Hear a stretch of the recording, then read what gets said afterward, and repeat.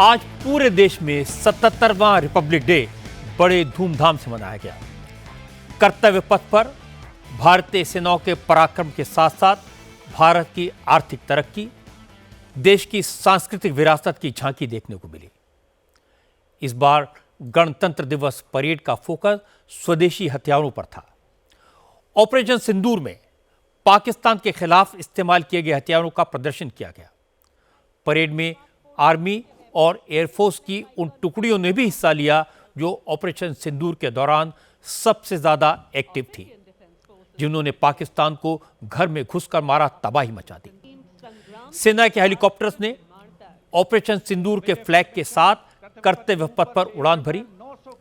इसके अलावा आर्मी ने missiles, anti aircraft guns, tanks, बख्तरबंद गाड़ियां और ड्रोन्स के जरिए अपनी क्षमता का प्रदर्शन किया।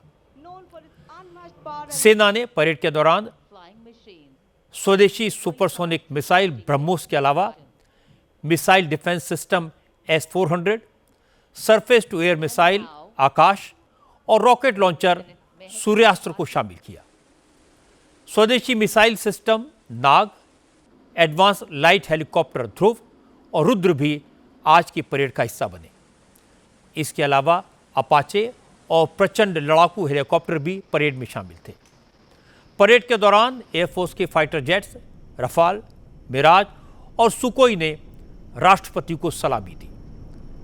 गणतंत्र दिवस की परेड में मिलिट्री ट्रांसपोर्ट एयरक्राफ्ट IL-76 और C-130 हरक्यूलिस ने भी हिस्सा लिया। नेवी की तरफ से भारतीय के स्वदेशी एयरक्राफ्ट कैरियर INS विक्रांत और वॉरशिप INS उदयगिरी की रेप्लिका पेश की गई। पहली बार गणतंत्र दिवस के परेड में 2 चीफ मौजूद थे। यूरोपियन काउंसिल के प्रेसिडेंट एंटोनियो कोस्टा और यूरोपियन कमीशन की president Ursula von der Leyen. दोनों ने कर्तव्य पथ पर भारत की सामरिक शक्ति और सांस्कृतिक विरासत को देखा।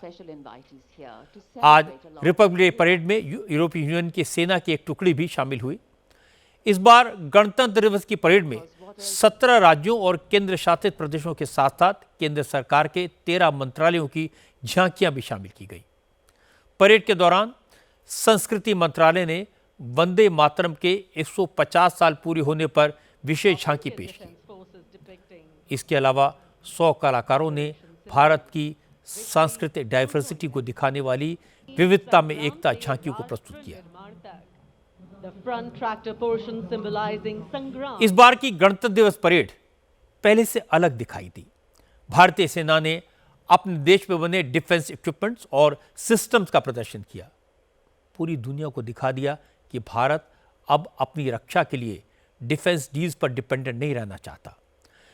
जब जब परेड में भारत में बने हथियार दिखाई दिए, प्रधानमंत्री मोदी इन इक्विपमेंट्स के बारे में यूरोपियन यूनियन के 2 बड़े लीडर्स को जानकारी देते दिखाई दिए।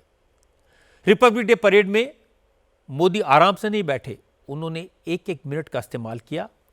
यूरोपियन यूनियन के लीडर्स को भारत के इरादों और भारत की बढ़ती शक्ति के बारे में बताया।